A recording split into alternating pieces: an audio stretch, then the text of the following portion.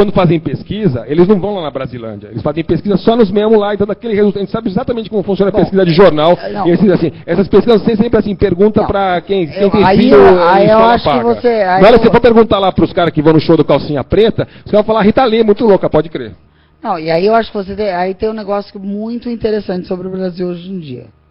Certo? Porque a gente vive num nicho, boa parte da imprensa sai do nicho, e que é um nicho ainda muito influenciado pelas ideias burguesas da classe A e B, e a classe C, ela enfim, a nova, né, o operário com dinheiro do bolso. Exatamente. Operário com que não é a nova classe média. Né, não é a nova classe média, nem será, nem a classe média no sentido tradicional, que aspira a ser classe alta, digamos assim. Esse é o grande erro do projeto branco, né?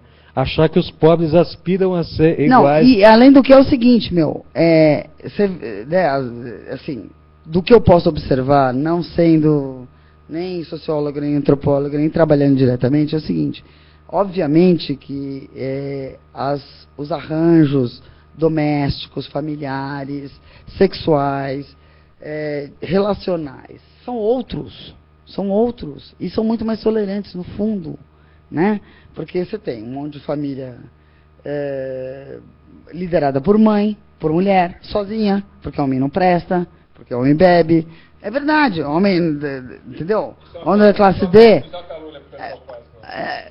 assim, ou o cara é evangélico, exatamente, e aí que presta, também é um... ou o cara não presta, bebe, tá preso, abandonou, tem outra família. Ou evangélico que não fode. Entendeu?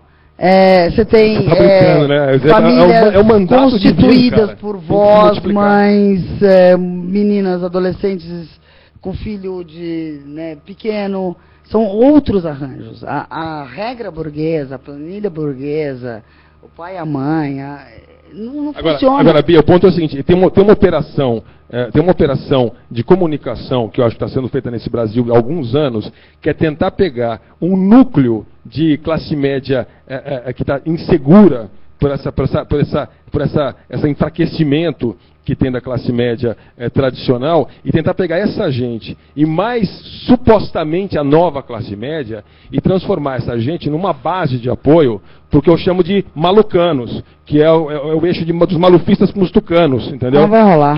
Porque assim, e é o negócio assim, esses programas das 7 horas da noite, que falam assim, é o crime, é sei o que lá, é a véia louca, maconheira, é não sei o que, não sei o que. É tentar fazer um clima meio de terror, para falar assim, olha, a saída é a lei e a ordem, a saída é todo mundo ser careta, a saída é todo mundo seguir, usar terno e gravata e transar de meia, entendeu? A saída, assim, tem uma coisa assim engraçada, que assim, em vez de mais liberdade, entendeu? Tem um negócio acontecendo engraçado que eu entendo assim, eu acho que tem alguns institutos e eixos e grupos assim que estão muito explícitos na defesa desses valores tradicionais da cultura cristã, trololololó, e branca e caretona, entendeu? Que está tentando se criar um novo eixo ali que dê sustentação para isso. O Lula foi muito esperto, porque ele roubou os ricos dos ricos. Entendeu? Os ricos ficaram sem rico. Ele roubou os novos ricos, ele, a BNDES, ele roubou os ricos do campo. Entendeu? Quando eu vi, uns 15 anos atrás, acho que foi na primeira eleição do Lula, quando eu vi que o Chitãozinho e o Chororó estavam apoiando o Lula, eu falei, esse cara ganhou e o Brasil mudou completamente porque ele roubou, ele, sabe, foi um zuf, assim. E o Chitãozinho e o Chororó, que a gente estava falando, eles são pecuaristas, entendeu? Então, tem um negócio assim, quando eu vejo esses caras que fazem programa de polícia às 6 da tarde, não é programa de polícia. É programa de polícia, mas tem uma lavagem político. Mas é um problema político, é uma lavagem cerebral, e assim, de como é que você pode ser um cidadão de verdade. Para ser um cidadão de verdade, tem que se submeter, entendeu? A um negócio que é uma caretice suprema, e quem for diferente disso, não pode ter permissão, entendeu? Eu não vou dizer que isso não tenha... É evidente que eu não estou defendendo o PT, dane-se o PT, também acho que eles têm uma lista enorme de problemas, mas assim, isso é um troço que eu vejo que é uma operação de comunicação.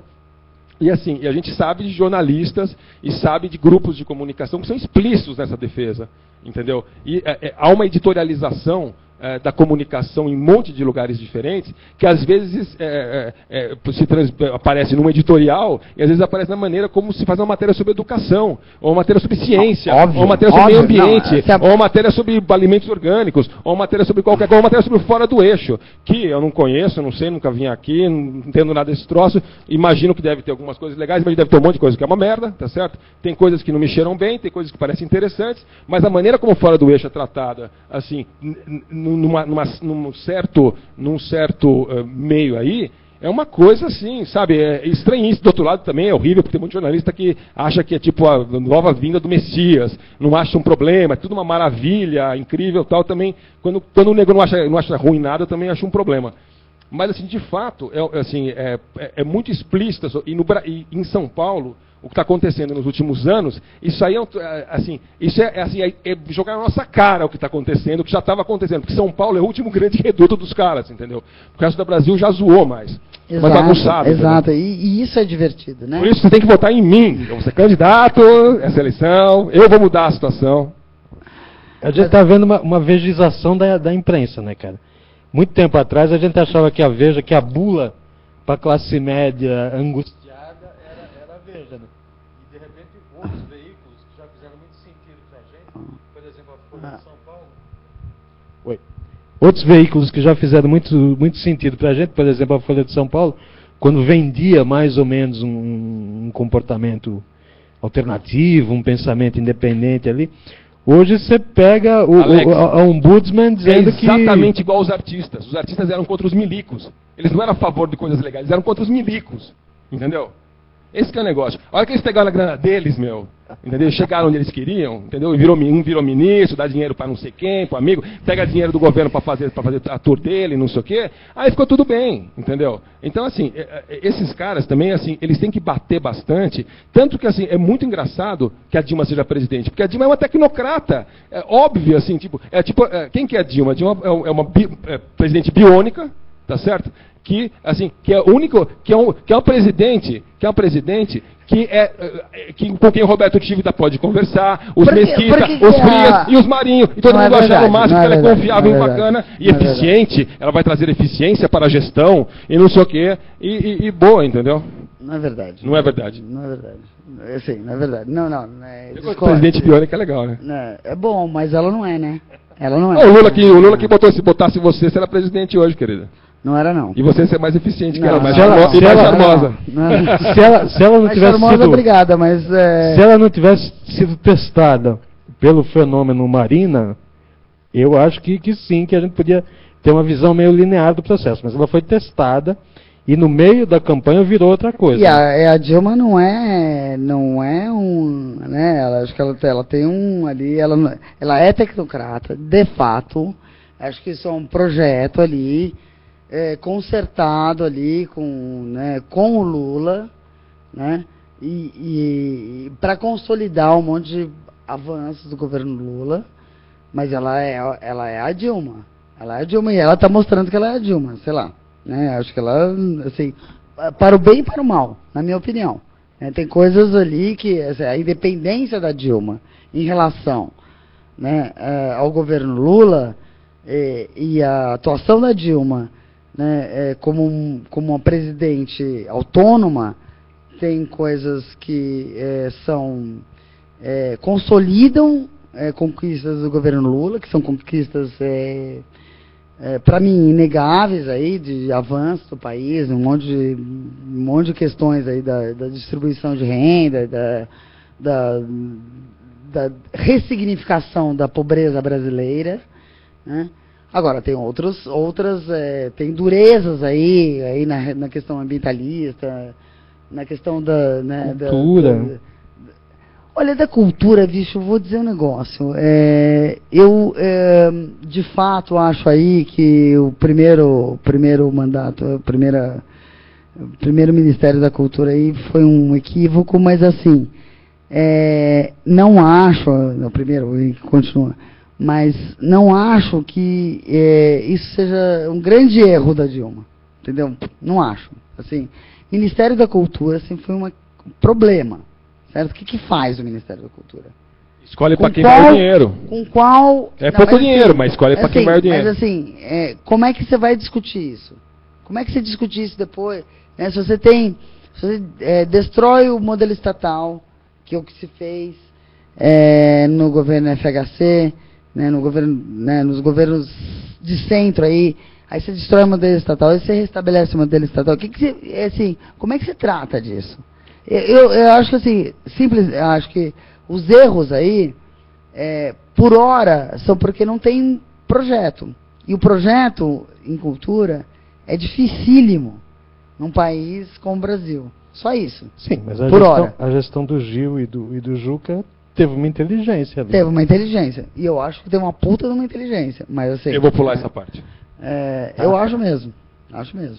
Assim, Solta uma Clementina ali enquanto ele pula essa parte.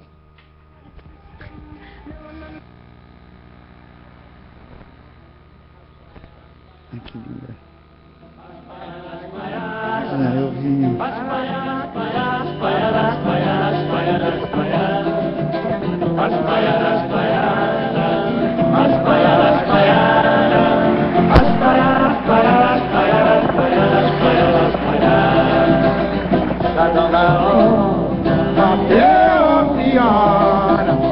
Vamos embora, João. Vamos embora, João. Puxada na obra, bateu, vamos embora. Vamos embora, João. Vamos embora, João. Humanidade, trouxe ovo preto, trouxe ovo preto. Você, beleza, mulher que você trouxe. Arroz com feijão, eu tornei uma mesa da minha querida. Vamos almoçar, sentar-nos na calma, conversar sobre isso e aquilo, coisas que nós não entendemos nada. Depois puxar uma palha, andar um pouco pra fazer o quê? É dureza, João, é dureza, João, é dureza, João, é dureza, João, é dureza, João. E ali, qual que era a intenção quando você escolheu essa música? E no final você cortou a parte que é a parte da crítica social, que é o seguinte, o cara pede um vale.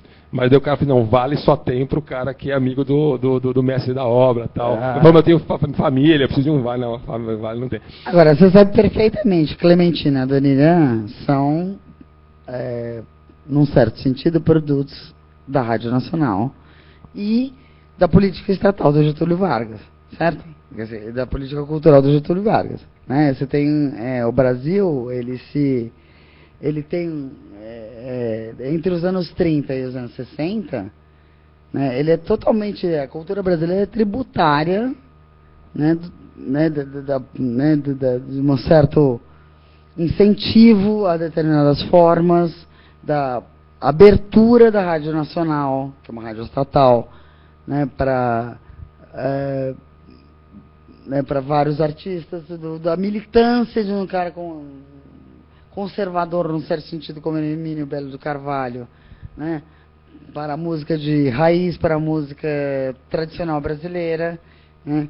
A própria eleição do samba com a música brasileira por excelência é produto da Rádio Nacional, né?